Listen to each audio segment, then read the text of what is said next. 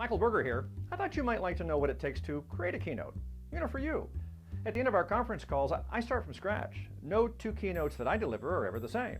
I take all the information we've discussed and then I build the program. Then I create your keynote. It's great for you and it's actually fun and fresh for me. Let me give you a prime example. I just did a job for L'Oreal Paris and I wanted to remind them of their competition. Regardless of the size of your organization, you need to know who's hiding on your blind spot, who wants to grab your business. So I identified their competition and then I took a product that L'Oreal manufactures and I put the two of them together in a commercial. I created just for them. Watch. Since the beginning of time, there's Prime. Prime time, Prime rate, Prime numbers, Prime minister, Prime rib. Yum. And now from the good folks at Amazon, it's Amazon Prime Lash. Look beautiful right now. Seriously, we've already dropped it off. It's at your front door. Go take a look. We're not kidding around here.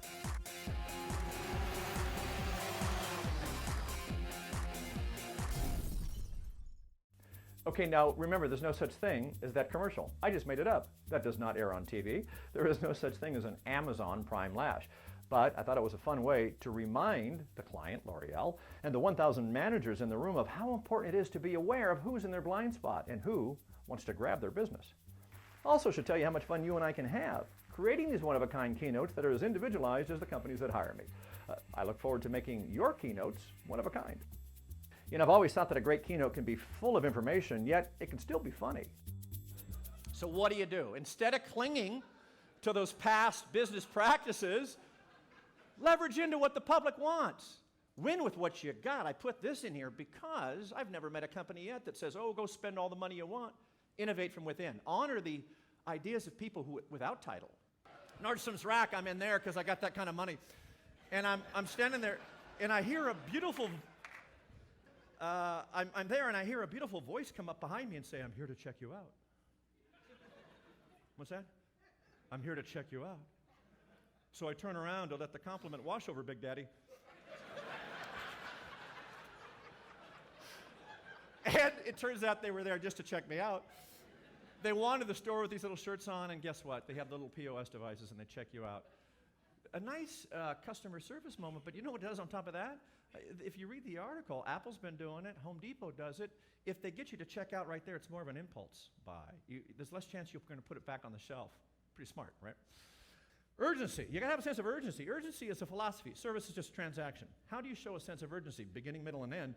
More importantly, what happens at the end? What happens if something goes wrong? What do? You got to have a sense of urgency no matter the size of the crisis, no matter the size of the company. Let me give you an example of a big company that lost their way. Does this ring a bell? Huh? Yes, it's the Carnival.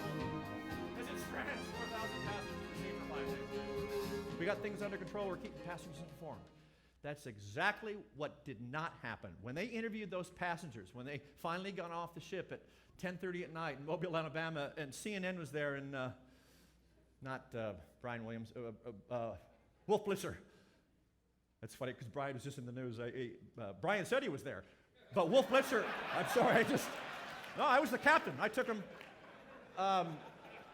They said, we didn't know what was going on. That was our big complaint. Passengers are saying this. In fact, the only time they got any information is when the ship listed and their phone picked up what CNN was saying.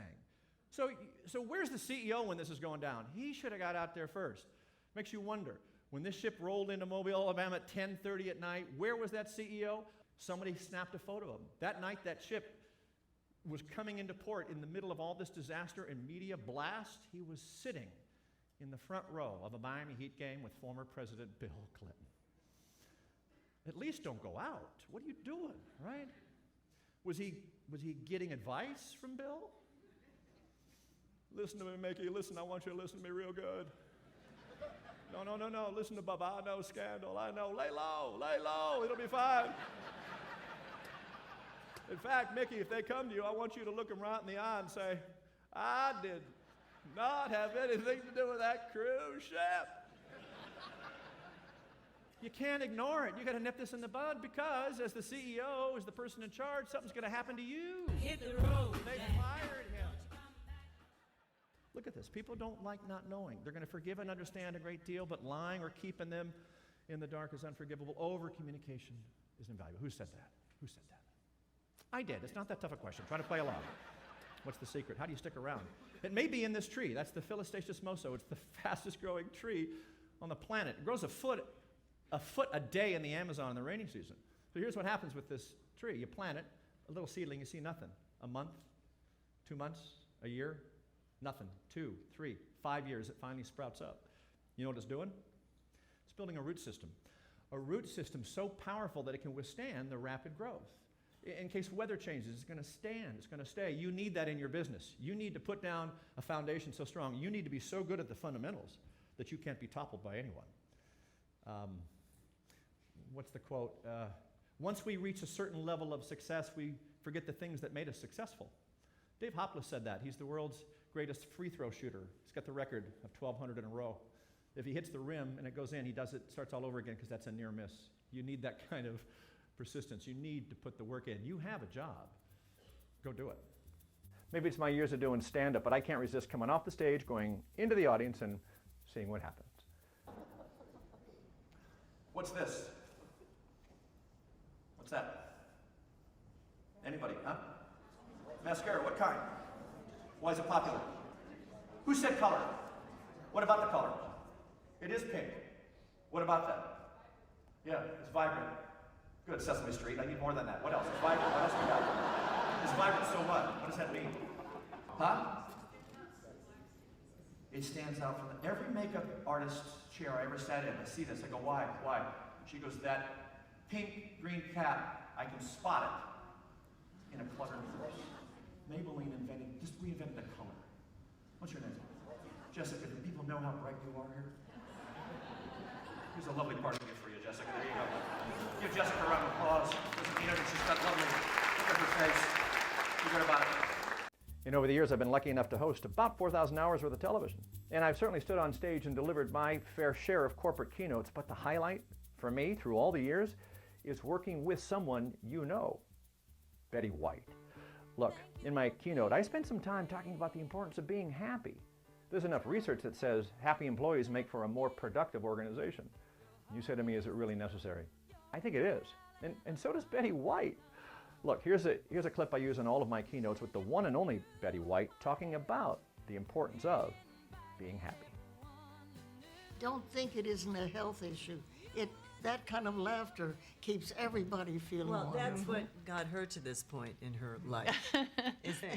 Everybody asks that, Betty, about how at 93, as young as you've ever been, laughing all the time. You say that's the secret? Well, that sounds like I'm an idiot. Oh, yes. Oh, hello, Betty. I'm so sad. Hey, did you hear the bad news?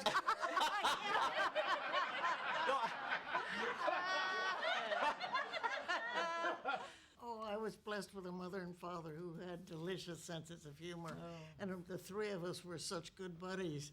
And I was raised on the premise that it's easier to laugh and enjoy and see the funny side instead of afterwards looking back on it and saying, oh, that was funny, I didn't realize it at the time.